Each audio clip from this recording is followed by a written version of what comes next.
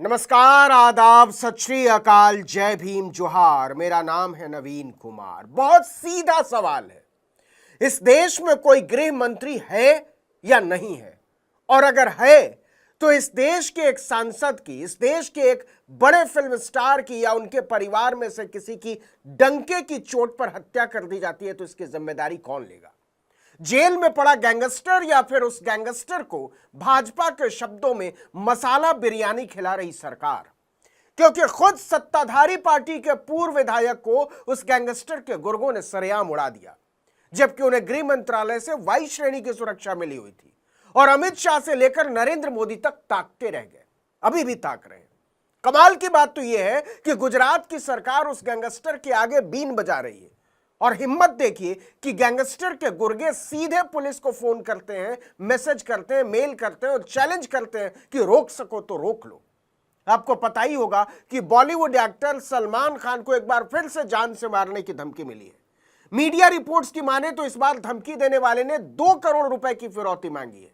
Mumbai traffic police को मिली इस धमकी में कहा गया है कि पैसे न देने पर एक्टर का भी वही हाल किया जाएगा जो बाबा सिद्दीकी का हुआ है। उधर सांसद पप्पू यादव की जिंदगी खतरे में है। पप्पू यादव ने एनसीपी नेता बाबा सिद्दीकी की हत्या के बाद ट्विटर पर पोस्ट लिखा था कि एक अपराधी जेल में बैठकर चुनौती दे, लोगों को मार रहा है, सब मूक दर्शक बने हैं। कभी मूसेवाला, कभी करणी सेना के मुखिया, अब एक उद्योगपति राजनेता को मरवा डाला। कानून अनुमति दे तो 24 घंटे में इस लॉरेंस बिश्नोई जैसे 2 टके के अपराधी के पूरे नेटवर्क को खत्म कर दूंगा।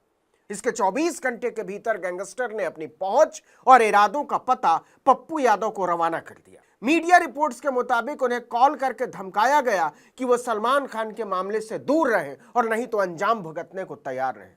धमकी भरे कॉल में दावा किया गया कि वो लगातार पप्पू यादव के ठिकानों की रेकी कर रहा है। सूत्र बताते हैं कि पप्पू यादव इस बात से हैरान थे कि कॉलर ने उन्हें लेकर जो जानकारियां जुटाई थी वो बिल्कुल सही थी। इसके बाद पप्पू यादव ने मामले की शिकायत बिहार के डीजीपी से की। पूर्णिया से निर्दलीय सांसद पप्पू यादव को हत्या की धमकी मिलने के बाद बिहार की राजनीति और पुलिस में हड़कंप मच गया। मुख्यमंत्री नीतीश कुमार से लेकर गृह मंत्री अमित शाह और प्रधानमंत्री नरेंद्र मोदी तक निशाने पर आ गए। पप्पू यादव ने अमित शाह को चिट्ठी लिखी कि लॉरेंस का नाम लेकर मुझे धमकी दी गई है। लगातार मिल रही धमकी से मैं आहत परेशान हूं। मेरे साथ किसी भी तरह की अनहोनी घट सकती है। सरकार को मेरी सुरक्षा को लेकर गंभीर होने की दरकार है, इसलिए मुझे जेड श्रेणी की सुरक्षा दी जाए। हालांकि उन्हें वाई श्रेणी की सुरक्षा मिली हुई है। इससे पप्पू यादव नाराज हो गए और अपनी सुरक्षा वापस करने की पेशकश कर दी। पप्पू यादव ने मीडिया से बात करते हुए कहा कि उनका काम है धमकी देना, लेकिन मेरा काम है अपने कामों में लगे रहना। मैंने चिट्ठी भी लिख दी है कि आप अपनी सुरक्षा लौटा लीजिए, मेरे पास कोई सुरक्षा नहीं है। जिसे मारना है आकर मार दे। इस देश की जनता मेरे लिए भगवान है और मैं मरते दम तक उसकी मदद करूंगा। मेरा किसी से निजी झगड़ा नहीं है। हालांकि देश के किसी नागरिक पर यदि कोई संकट आता है तो हम उनके साथ खड़े हैं। दूसरी तरफ सलमान खान को मिल रही धमकियों का सिलसिला भी रुकने का नाम नहीं ले रहा है। नई धमकी में कहा गया है कि अगर 2 करोड़ नहीं दिए गए तो सलमान को मार देंगे। 25 अक्टूबर को सलमान को इसी तरह जान से मारने की धमकी दी गई थी। पुलिस के मुताबिक नोएडा निवासी तैयब नाम के एक आरोपी ने 25 अक्टूबर की शाम एनसीपी नेता बाबा सिद्दीकी के बेटे और विधायक जीशान सिद्दीकी के बांद्रा ऑफिस में मैसेज भेजा था कि फिरौती न देने पर सलमान खान और जीशान को जान से मार दिया जाएगा। जीशान के कर्मचारी ने पुलिस में एफआईआर दर्ज कराई थी। आपको याद हो तो 12 अक्टूबर को विधायक जीशान सिद्दीकी के दफ्तर के बाहर उनके पिता बाबा सिद्दीकी को गोलियों से भून दिया गया था। इसके 6 दिन बाद भी सलमान खान को जान से मारने की धमकी मिली थी। यह धमकी भी मुंबई पुलिस के ट्रैफिक कंट्रोल रूम को व्हाट्सएप मैसेज के जरिए भेजी गई थी। धमकाने वाले ने खुद को लॉरेंस गैंग का मेंबर बताया था। मुंबई पुलिस के मुताबिक धमकी भरे मैसेज में लिखा था, इसे हल्के में मत लीजिए। सलमान खान को जिंदा रहना है और उसे लॉरेंस से दुश्मनी खत्म करनी है तो उसे 5 करोड़ रुपए देने होंगे। अगर पैसे नहीं दिए गए तो सलमान खान का हाल बाबा सिद्दीकी से भी बुरा होगा।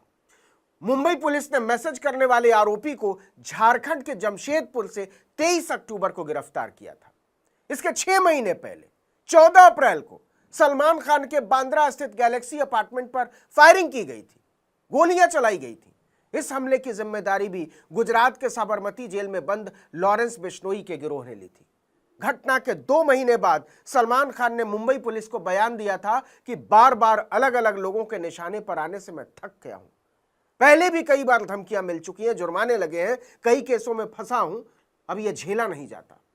सवाल है कि यह सिलसिला रुकने का नाम क्यों नहीं ले रहा है, और अब पूछा जा रहा है कि देश में कोई गृह मंत्री है या नहीं है, और अगर है तो उनका काम क्या है, क्योंकि सवाल उठ रहे हैं कि क्या यह वाकई गुजरात की जेल में बंद लॉरेंस बिश्नोई के गिरोह का काम है? अगर है तो फिर वो बीजेपी शासित राज्य की जेल से अपना नेटवर्क चला कैसे रहा है? डबल इंजन की सरकार में डबल ताकतवर हो गया एक गैंगस्टर और उसका गिरोह, और सांसद से लेकर सिनेमा के स्टार की सुरक्षा आधी से भी कम रह गई। तो सवाल है कि सरकार किसकी सुरक्षा के लिए काम कर रही है तत्पर होकर, गैंगस्टर की सुरक्षा के लिए या जनता की सुरक्षा के लिए? और अगर डबल इंजन की सरकार एक विधायक को सुरक्षा की गारंटी नहीं दे सकती, एक सांसद को सुरक्षा की गारंटी नहीं दे सकती, तो इस बात पर भरोसा कौन करेगा कि मोदी सरकार को जनता की सुरक्षा की रत्ती भर भी चिंता है? तो क्या लॉरेंस बिश्नोई सलमान खान को चुनौती दे रहा है? मूल सवाल पर आते हैं। जीशान सिद्दीकी को चुनौती दे रहा है? पप्पू यादव को चुनौती दे रहा है? बिल्कुल नहीं।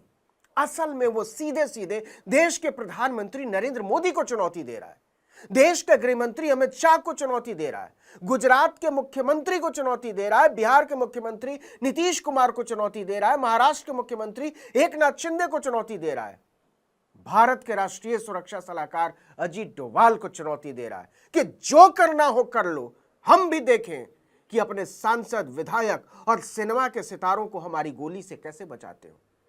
तो एक बार फिर से सोचिए और पूछिए अपने आप से कि अगर किसी दिन पप्पू यादव की हत्या हो जाती है, या जीशान सिद्दीकी को मार दिया जाता है, या सलमान खान को कुछ होता है, तो इसका जिम्मेदार कौन होगा?